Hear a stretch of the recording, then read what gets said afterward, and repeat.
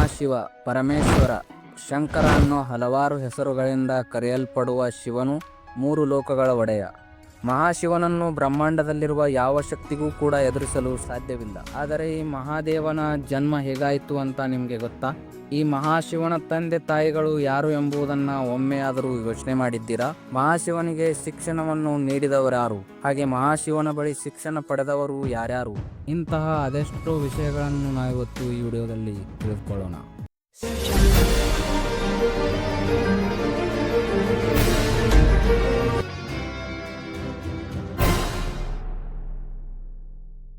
ಶಿವನ ಜನನ ಹೇಗಾಯಿತು ಅಂತ ನಾವು ಎರಡು ಮೂಲ ಗ್ರಂಥಗಳಿಂದ ತಿಳಿಯಬಹುದು.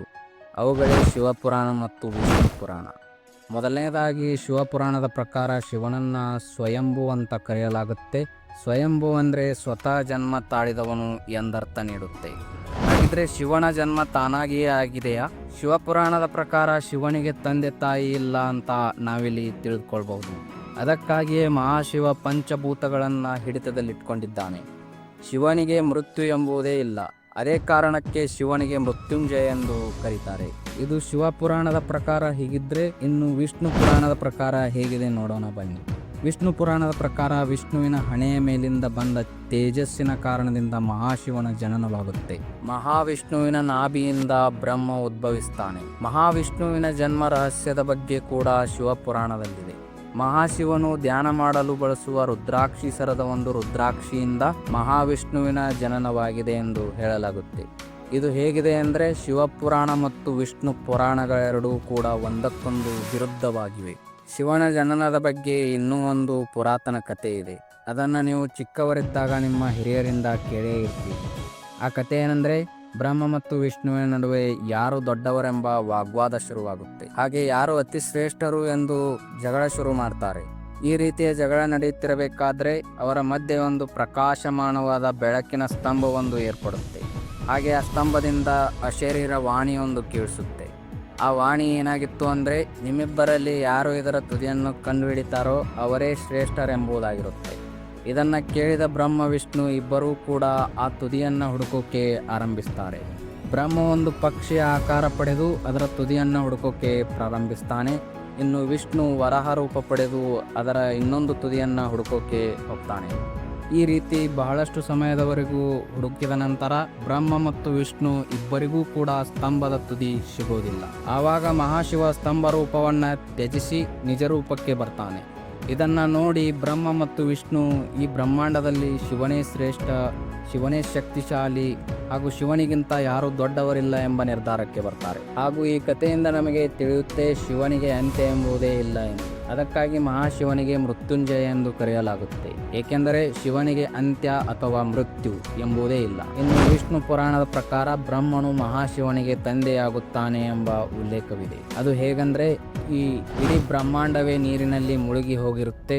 ಆ ಸಮಯದಲ್ಲಿ ಮಹಾವಿಷ್ಣು ಒಬ್ಬರನ್ನ ಬಿಟ್ಟು ಯಾರೂ ಇರುವುದಿಲ್ಲ. ಮಹಾವಿಷ್ಣು ಮಾತ್ರ ಆ ನೀರಿನ ಮೇಲೆ ತೇಲ್ತಾ ಇರ್ತಾರೆ. ನಂತರ ವಿಷ್ಣುವಿನ ನಾಭಿಯಿಂದ ಕಮಲದ ಹೂವು ಉದ್ಭವವಾಗುತ್ತೆ. ಆ ಹೂವಿನಲ್ಲಿ ಬ್ರಹ್ಮನ ಜನನವಾಗುತ್ತೆ. ಮುಂದೆ ಬ್ರಹ್ಮ ಮತ್ತು ವಿಷ್ಣು ಇಬ್ಬರೂ ಕೂಡ ಈ ಬ್ರಹ್ಮಾಂಡದ ಬಗ್ಗೆ ಮಾತನಾಡ್ತಾ ಇರಬೇಕಾದ್ರೆ ಅವರ ಮಧ್ಯೆ ಮಹಾಶಿವ ಪ್ರತ್ಯಕ್ಷನಾಗ್ತಾನೆ. ಆದರೆ ಬ್ರಹ್ಮನು ಮಹಾಶಿವನನ್ನ ಗಮನಿಸುವುದೇ ಇಲ್ಲ. ಇದರಿಂದ ಶಿವ ಅಲ್ಲಿಂದ ಮಾಯವಾಗಿ ಹೋಗ್ತಾನೆ. ಆದರೆ ಬ್ರಹ್ಮನಿಗೆ ಮಹಾವಿಷ್ಣು ಶಿವನ ಬಗ್ಗೆ ತಿಳಿಸ್ತಾನೆ. ಆಗ ಬ್ರಹ್ಮ ತನ್ನ ತಪ್ಪನ್ನು ಒಪ್ಪಿಕೊಂಡು ತನ್ನನ್ನು ಕ್ಷಮಿಸುವಂತೆ ಶಿವನಲ್ಲಿ ಕೇಳ್ತಾನೆ. ಹಾಗೆ ನನ್ನ ಮಗನಾಗಿ ಜನ್ಮ ತಾಳು ಎಂದು ಕೋರ್ಕೊಳ್ತಾನೆ. ಆಗ ಮಹಾಶಿವನು ಆ ಕೋರಿಕೆಯನ್ನು ಸ್ವೀಕರಿಸಿ ಅದಕ್ಕೆ ಒಪ್ಪಿಗೆ ನೀಡ್ತಾನೆ. ಮುಂದೆ ಲೋಕದ ಸೃಷ್ಟಿಯನ್ನು ಮಾಡುವಾಗ ಬ್ರಹ್ಮನಿಗೆ ಒಂದು ಮಗುವಿನ ಅವಶ್ಯಕತೆ ಬೀಳುತ್ತೆ.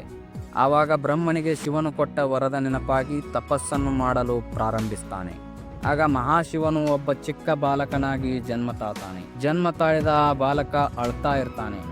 ಬ್ರಹ್ಮ ಯಾಕೆ ಅಳ್ತಾ ಇದೆಯಾ ಎಂದು ಕೇಳಿದಾಗ ಆ ಬಾಲಕ ನನಗೆ ಯಾವುದೇ ಹೆಸರಿಲ್ಲ ಅಂತ ಹೇಳ್ತಾನೆ. ಅದಕ್ಕೆ ಬ್ರಹ್ಮ ರುದ್ರ ಎಂಬ ಹೆಸರನ್ನ ಇಡ್ತಾನೆ. ರುದ್ರ ಎಂದರೆ ರೋಧಿಸುವವನು ಅಥವಾ ಅಳುತ್ತಿರುವವನು ಎಂಬ ಅರ್ಥವನ್ನು ನೀಡುತ್ತೆ. ಆದರೆ ಆ ಬಾಲಕ ಮಾತ್ರ ಅಳೋದನ್ನು ನಿಲ್ಲಿಸೋದೇ ಇಲ್ಲ. ಅದಕ್ಕಾಗಿ ನಂತರ ಬ್ರಹ್ಮ ಮತ್ತೊಂದು ಹೆಸರನ್ನು ಇಡ್ತಾನೆ. ಆದರೆ ಹೆಸರು ಆ ಬಾಲಕನಿಗೆ ಇಷ್ಟ ಆಗೋದಿಲ್ಲ.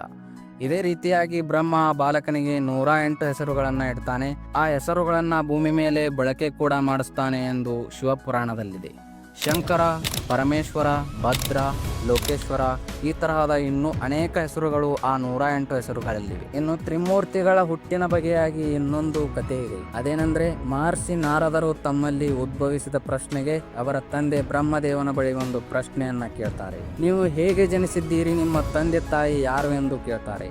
ಅದಕ್ಕೆ ಬ್ರಹ್ಮನು, ನಾವು 3 ಜನ ತ್ರಿಮೂರ್ತಿಗಳು ಕೂಡ ಮಾತೆ ದುರ್ಗಾದೇವಿಯಿಂದ ಜನ್ಮ ತಾಳಿದ್ದೇವೆ. ಆ ದುರ್ಗಾದೇವಿಯೇ ನಮ್ಮ ಮೂವರಿಗೂ ತಾಯಿ ಮತ್ತು ಕಾಲ ಸದಾಶಿವ ನಮ್ಮ ತ್ರಿಮೂರ್ತಿಗಳ ತಂದೆ ಎಂದು ಹೇಳ್ತಾರೆ. ದೇವಿ ಮಹಾಪುರಾಣದಲ್ಲಿ ಬ್ರಹ್ಮ ಮತ್ತು ವಿಷ್ಣುವಿನ ಮಧ್ಯೆ ನಡೆದಿರುವ ಜಗಳದ ಬಗ್ಗೆ ಇನ್ನೊಂದು ಕತೆ ಕೂಡ ಇದೆ. ದೇವಿ ಪುರಾಣದ ಪ್ರಕಾರ ಒಂದು ದಿನ ಬ್ರಹ್ಮ ಮತ್ತು ವಿಷ್ಣುವಿಗೆ ಜಗಳ ಶುರುವಾಗುತ್ತೆ. ಆ ಜಗಳದಲ್ಲಿ ಬ್ರಹ್ಮ ಈ ಸೃಷ್ಟಿಯನ್ನು ನಾನೇ ತಯಾರಿಸಿದ್ದೇನೆ ಎಂದು ಹೇಳ್ತಾನೆ. ಅದಕ್ಕೆ ಪ್ರತ್ಯುತ್ತರವಾಗಿ ಮಹಾವಿಷ್ಣು, ನಿನಗೆ ನಾನೇ ತಂದೆ, ಏಕೆಂದರೆ ನೀನು ನನ್ನ ನಾಭಿಯಿಂದ ಜನಿಸಿದ್ದೀಯಾ ಎಂದು ಹೇಳ್ತಾನೆ. ಇದೇ ರೀತಿ ಇವರಿಬ್ಬರ ಜಗಳ ಹೆಚ್ಚಾಗ್ತಾ ಬರುತ್ತೆ. ಆಗ ಅಲ್ಲಿ ಸದಾಶಿವ ಪ್ರತ್ಯಕ್ಷನಾಗಿ, ಪುತ್ರರೇ, ನಾನು ಬ್ರಹ್ಮಾಂಡವನ್ನು ಸೃಷ್ಟಿ ಮಾಡುವ ಮತ್ತು ಅದನ್ನು ಪಾಲನೆ ಮಾಡುವ ಕೆಲಸವನ್ನು ನಿಮಗೆ ಕೊಟ್ಟಿದ್ದೀನಿ. ಅದೇ ರೀತಿ ಶಿವನಿಗೆ ಸಂಹಾರದ ಕಾರ್ಯವಹಿಸಿದ್ದೀನಿ ಎಂದು ಹೇಳುತ್ತಾ, ನನಗೆ 5 ಮುಖಗಳಿವೆ. ಅವುಗಳಲ್ಲಿ 1ನೇಯದ್ದು ಸದ್ಯೋಜಾತ, 2ನೇಯದು ವಾಮದೇವ, 3ನೇಯದು ಅಘೋರ, 4ನೇಯದು ತತ್ಪುರುಷ, 5ನೇಯದು ಈಶಾನ. ಈ 5 ಮುಖಗಳನ್ನು ಸೇರಿಸಿ ನೋಡಿದರೆ ಓಂಕಾರ ತಯಾರಾಗುತ್ತೆ. ಈ ಓಂಕಾರವನ್ನು ನಾವೆಲ್ಲರೂ ಶಿವನ ಮೂಲ ಮಂತ್ರ ಎಂದು ಹೇಳ್ತೀವಿ. ಸದಾಶಿವನು ಇಷ್ಟು ಹೇಳಿದ ನಂತರ ಈ ಬ್ರಹ್ಮಾಂಡದಲ್ಲಿ ಶಿವನಿಗಿಂತ ಯಾರೂ ಶಕ್ತಿವಂತರಿಲ್ಲ ಎಂದು ಬ್ರಹ್ಮ ಮತ್ತು ವಿಷ್ಣುವಿಗೆ ಅರ್ಥವಾಗುತ್ತೆ. ಇದರಿಂದ ಇಬ್ಬರೂ ಕೂಡ ಮಹಾಶಿವನಿಗೆ ನಮಸ್ಕರಿಸಿ ಅಲ್ಲಿಂದ ಹೊರಟು ಹೋಗ್ತಾರೆ. ಇಲ್ಲಿಯವರೆಗೂ ಮಹಾಶಿವನ ಎಷ್ಟೋ ವಿಷಯಗಳನ್ನು ತಿಳಿದುಕೊಂಡಿದ್ದೀವಿ. ಆದರೆ ಮಹಾಶಿವ ಯಾರ ಹತ್ರ ಶಿಕ್ಷಣವನ್ನು ಪಡಿತಾನೆ, ಮಹಾಶಿವನ ಗುರು ಯಾರು ಎಂಬುದರ ಬಗ್ಗೆ ನಿಮಗೇನಾದರೂ ಗೊತ್ತಿದೆಯಾ? ಮಹಾಶಿವ ಇಡೀ ಬ್ರಹ್ಮಾಂಡಕ್ಕೆ ಗುರು ಎಂದು ಹೇಳ್ತಾರೆ. ನಿಮ್ಮಲ್ಲಿ ಕೆಲವರಿಗೆ ಈ ವಿಷಯ ಗೊತ್ತಿರುತ್ತೆ. ಆದರೆ ಮಹಾಶಿವನು ಗುರುವಾಗಿ ಯಾರಿಗೆ ಶಿಕ್ಷಣವನ್ನು ಕೊಟ್ಟಿದ್ದಾನೆ? ಹಿಂದೂ ಪುರಾಣಗಳ ಪ್ರಕಾರ ಮಹಾಶಿವನು ತನ್ನ 7 ಜನ ಶಿಷ್ಯರಿಗೆ ಶಿಕ್ಷಣವನ್ನು ನೀಡಿದ್ದಾನೆ. ಅವರನ್ನೇ ನಾವಿವತ್ತು ಸಪ್ತ ಋಷಿಗಳು ಅಂತ ಕರಿತೀವಿ. ನೋಡಿದ್ರಲ್ವ ವೀಕ್ಷಕರೇ, ಶಿವನ ಜನನದ ಬಗ್ಗೆ ಇರುವ ಪುರಾಣ ಕಥೆಗಳನ್ನು. ನೀವು ಶಿವನ ಭಕ್ತರಾಗಿದ್ದರೆ ಕಮೆಂಟ್ ಬಾಕ್ಸ್ನಲ್ಲಿ ಮಹಾಶಿವ ಎಂದು ಕಮೆಂಟ್ ಮಾಡಿ. ವಿಡಿಯೋ ಇಷ್ಟ ಆಗಿದ್ರೆ ಲೈಕ್ ಮಾಡಿ, ಶೇರ್ ಮಾಡಿ. ಮತ್ತೆ ಇನ್ನಷ್ಟು ಆಸಕ್ತಿಕರ ವಿಷಯಗಳೊಂದಿಗೆ ಸಿಗುತ್ತೇವೆ. ಧನ್ಯವಾದಗಳು.